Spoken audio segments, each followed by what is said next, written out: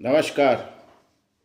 मैं प्रतीश कुमार खरे एक बार फिर आपके साथ हूँ। भारत छोड़ो आंदोलन और युवा जो लेख सुरेश नीरव जी का कादम्बनी में अगस्त 2005 में प्रकाशित हुआ था, उसका मैं वाचन कर रहा हूँ। ये वाचन की तीसरी कड़ी मैं आपके सामने प्रस्तुत करने जा रहा हूँ।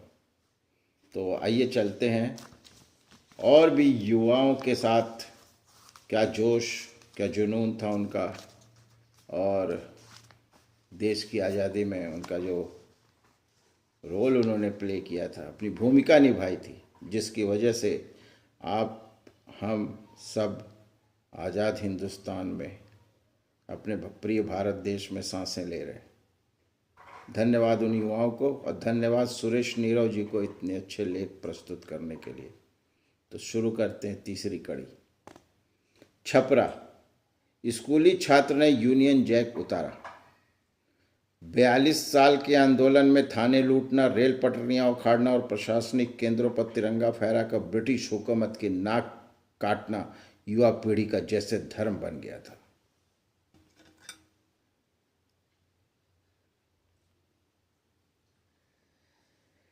पीठ पर बस्ता लटकाए छपरा के स्कूली छात्र शंभुनाथ राजेंद्र कॉलेज के विद्यार्थी के पीछे पीछे 9 अगस्त के जुलूस में धीरे धीरे चल रहे थे, मगर उनका दिमाग काफ़ी तेजी से चल रहा था।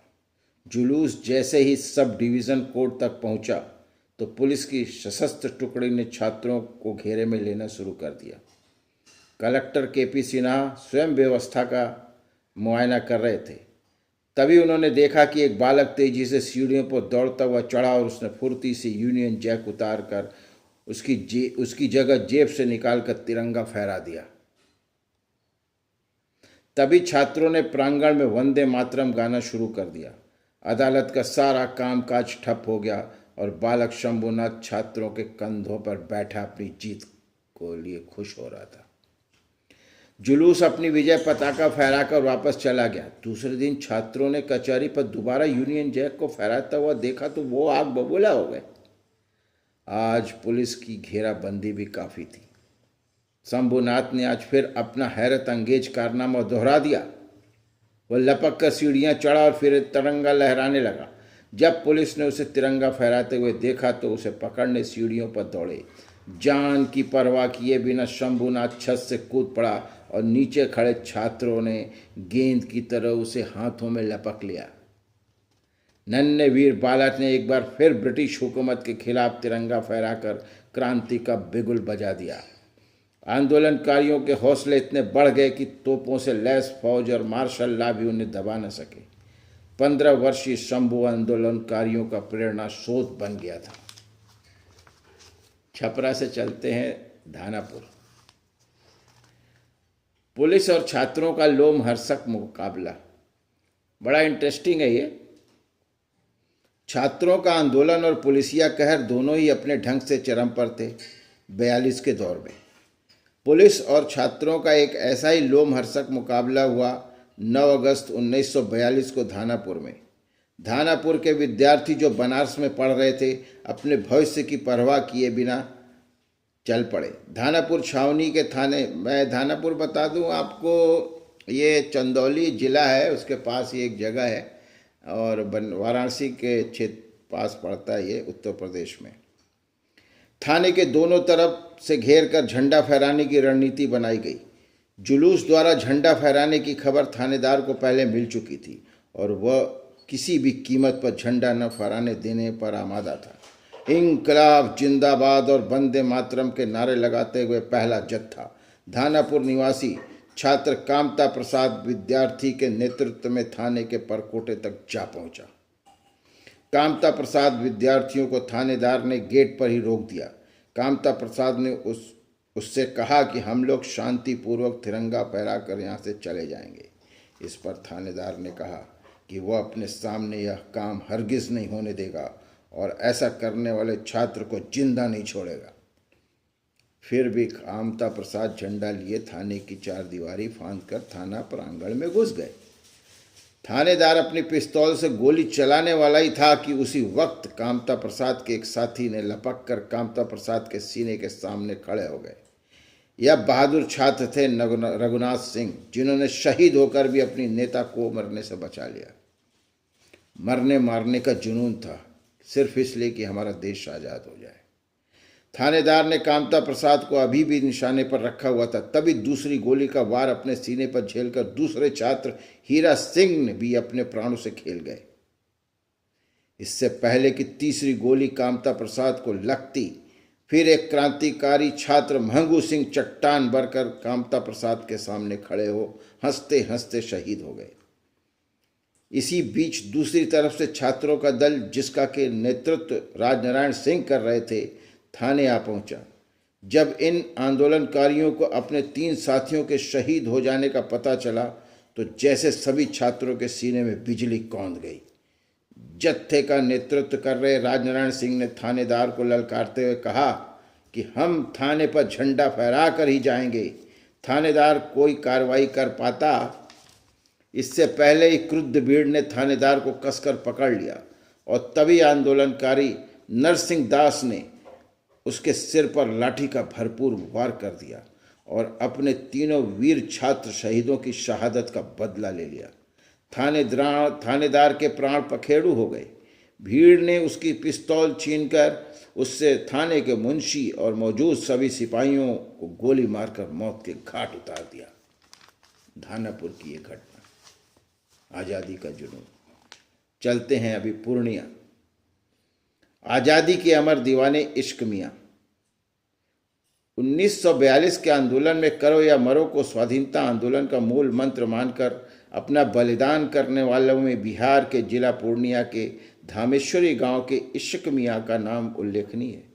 जीबू नाताद के पुत्र इश्क मियाँ के दिमाग में देश की आज़ादी का जुनून इस कदर हावी था कि न केवल उन्होंने सत्याग्रह में बढ़ चढ़कर भाग लिया, बल्कि 25 अगस्त 1942 को धमदहा पुलिस स्टेशन पर धावा बोलने वाले काफिले का नेतृत्व भी किया।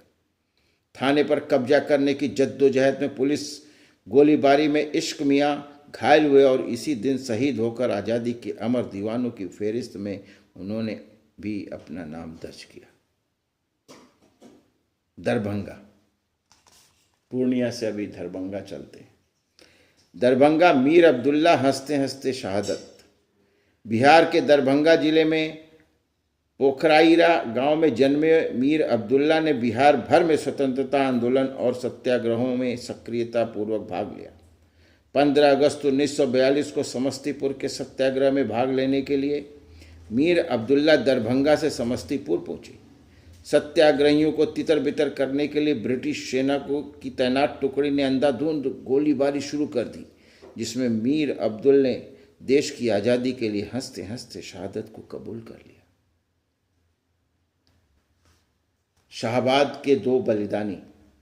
बिहार के पुराने शाहबाद जिले के डुगरा गांव के अब्दुल रहीम डुमरा थाने को जलाने में जुर्म में गिरफ्तार किए गए और बक्सर जेल में घोर यातनाएं सहते हुए 1943 में दिवंगत हो गए। जिला शाहबाद के ही कोइलवर गांव में के हातिम अली, जो कि सकरी खादी भंडार दरभंगा के कर्मचारी कासिम अली के पुत्र थे, को भारत छोड़ो आंदोलन में भाग लेने के जुर्म में सेना की टुकड़ी ने तब गोलियों से भून दिया जब वह 20 अगस्त 1942 को अपनी दुकान पर बैठे हुए थे।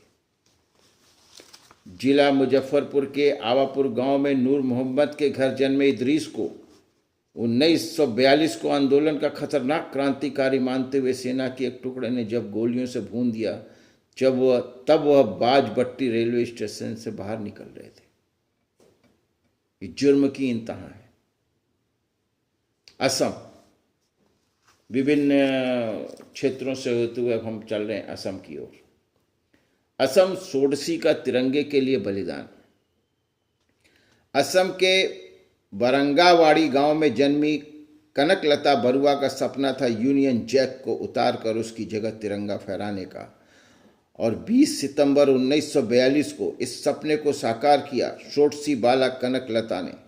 न जाने कब से इंतजार था 26 मई 1926 को कृष्णकांत बरुआ के घर जन्मी इस बालिका को देश को आज़ाद कराने का। प्रातः वारंगवाड़ी में से हाथों में तिरंगा लिए 5000 सत्याग्रहियों का लगभग 1 मील लंबा जुलूस गोपुर थाने की ओर रवाना हुआ। छात्राओं की टोली की नायिका थी कनकलता। जैसे ही जुलूस थाने के नज़दीक पहुंचा, पुलिस ने घेरा डाल दिया। इनके हाथों में झंडे थे और उनके हाथों में बंदूकें। कनकलता ने अपने साथियों से कहा, हमें थाने पर तिरंगा फहराना है और किसी भी कीमत पर ब्रिटिश ध्वज को उतारना है। मैं आगे बढ़ती हूँ, चाहे मुझे प्राण का बलिदान ही क्यों न देना पड़े। वंदे मातरम, भारत माता की जय। कनकलता अपने कुछ साथियों को लेकर किसी तरह पुलिस को चकमा देकर थाने के परिसर में प्रविष्ट हो गई। उधर 5,000 की उतावली भीड़ पर पुलिस लाठी चार्ज करने लगी। तभी सैन्य दल हतप्रभ होकर देखता है कि एक लड़की ने छत पर जाकर यूनियन जैक उतार दिया है और तिरंगा फहराने को बढ़ रही है। तभी धां धां करती गोलियों ने उसके सीने को छलनी कर दिया, मगर अविचलित रहकर उस नन्ही बालिका ने तिरंगा फहरा दिया था। सारा उपस्थित जन समुदाय भारत माता की जय के गगन भेदी उद्घोष से आकाश को गुंजा रहा था। अंग्रेजों भारत छोड़ो के ऐतिहासिक फरमान पर कनकलता ने इस तरह अपने खून से हस्ताक्षर किए थे। धन्य कनकलता जी। सिंध, 18 वर्ष के युवक ने फांसी मांगी। कोई मरने को उतारू है, लड़ रहा है, कोई बोल रहा है मुझे फांसी दो। ये सब, ये जो लेख है सुरेश नीरव जी का, ये अनसंग हीरो जिनके बारे में ज़्यादा बातें नहीं हुई। दस्तावेज में ये हैं, लेकिन बहुत ज़्यादा बातें नहीं हुई। उस क्षेत्र में होती हैं उनके बारे में, लेकिन राष्ट्रीय स्तर पर एक समय मिला और ये समय बड़ा अच्छा था कि मैं इसको वाचन करूं इस लेख का। तो अभी सिंध प्रांत की बात करते हैं। 18 वर्ष के युवक ने फांसी मांगी। इधर सितंबर 1942 में असम में कनकलता शहीद हुई, तो उधर सिंध प्रांत में तरुणों के हृदय में अंग्रेजी हुकूमत के खिलाफ नफरत की आग भड़क उठी।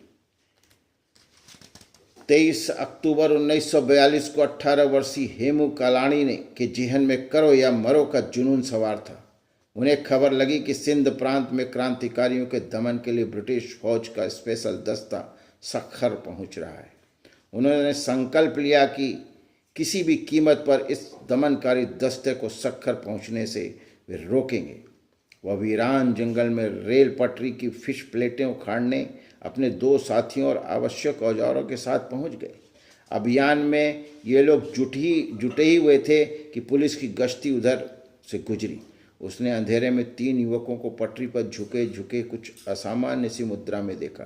पुलिस पार्टी पटरी की तरफ बढ़ने लगी। पुलिस को आता देख हेमू के दोनों साथी तो भाग निकले, लेकिन पुलिस का संदेह पक्का हो गया कि जरूर ये लोग पटरी पर कुछ गड़बड़ कर रहे हैं। फुर्ती से पुलिस दल ने हेमू को कब्जे में ले लिया। हेमू ने भागने का कोई प्रयास नहीं किया। पुलिस दल ने जब उससे पूछा कि वह यहाँ पटरी पर क्या कर रहा है, तो उन्होंने बहादुरी पूर्वक कहा, हम पटरी की फिश प्लेटें उखाड़ने आए थे ताकि ब्रिटिश सेना के दमनकारी दस्ते को लेकर सक्खर जाने वाली ट्रेन को हम उलट सकें और स्वतंत्रता प्रेमियों को अंग्रेजी हुकूमत के दमन से बचा सकें। 18 वर्षीय हेमू को गिरफ्तार कर उन पर देशद्रोह का मुकदमा चलाया गया। मार्शल लॉ कोर्ट ने उनकी कम उम्र देखते हुए उन्हें फांसी की जगह काले पानी की सजा सुनाई। इस पर गर्जना करते हुए हेमू ने कहा, मुझे अत्याचारी सरकार से रहम की भीख नहीं चाहिए। मुझे फांसी की सजा सुनाकर तानाशाह सरकार अपना फर्ज निभाए। यह सुनकर कर्नल रिचर्डसन आग बबूला हो गया और उसने हेमू के काले पानी को सजा को मृत्यु दंड में बदल दिया। इस फैसले से सारे सिंध प्रांत में खलबली मच गई। उस वक्त के सभी नामी गिरामी वकीलों और नेताओं ने इस अमानुषिक फैसले का विरोध किया, मगर न हेमू झुके और न ब्रिटिश सरकार। अंततः सक्खर के केंद्रीय कारागार में 21 जनवरी 1943 को इस वीर सपूत को फांसी दे दी गई। हेमू कालानी के प्राणोत्सव के ठीक 40 वर्ष बाद 18 अक्टूबर 1983 को तत्कालीन प्रधानमंत्री श्रीमती इंदिरा गांधी ने उनकी स्मृति में एक डाक टिकट जारी कर अपनी श्रद्धा प्रकट की। अभी चलते हैं महिषादल। थाने पर हमला और 18 वर्ष का आशुतोष। पश्चिम बंगाल के मिदनापुर जिले के माधवपुर में 1924 में जन्मे 18 वर्षीय छात्र आशुतोष कोइला के पिता जीवन चंद कोइला पश्चिम बंगाल के क्रांतिकारी संगठन विद्युत वाहिनी के एक बेहद सक्रिय सदस्य थे और अपने क्रांतिकारी साथियों के साथ मिलकर ब्रिटानिया सरकार के खिलाफ क्रांतिकारी गतिविधियों को अंजाम दे रहे थे। 1942 के आंदोलन में जब पूरे देश के छात्र अंग्रेजी हुकूमत के खिलाफ आंदोलित हो उठे थे तो फिर 18 वर्षीय आशुतोष भी भला कैसे अछूते रह जाते। 29 सितंबर 1942 को अपने नौजवान साथियों के साथ आशुतोष कोइला ने अंग्रेजी हुकूमत के प्रतीक महिषादल पुलिस थाने पर धावा बोल दिया। पुलिस ब्रिटिश सरकार मुर्दाबाद, पुलिस मुर्दाबाद, इंकलाब जिंदाबाद करते हुए जब आशुतोष ने अपने साथियों के साथ सिपाहियों की बंदूकें छीननी शुरू कर दी थीं तो पुलिस ने बगावती नौजवान को खिलाफ फायरिंग शुरू कर दी। बहादुर आशुतोष ने अपने साथियों को निकल जाने का मौका दिया और खुद सीने पर गोली खाकर आज़ादी के परवानों में अपना नाम अंकित कर दिया। उत्तर प्रदेश, बिहार, असम, बंगाल, सारा पूरे जो भारत देश के जितने भी प्रांत हैं सब ने किसी न किसी रूप में आज़ादी को हासिल करने में अपनी हिस्सेदारी की। अभी हम चलते हैं गुंटूर इंटरमीडिएट कॉलेज के छात्र ने कहा, बेशर्मो भाग जाओ। 20 वर्षीय दुर्बल कृषकाय पूर्णचंद मंडामती ने 13 अगस्त 1942 को गुंटूर में विशाल जुलूस निकाला।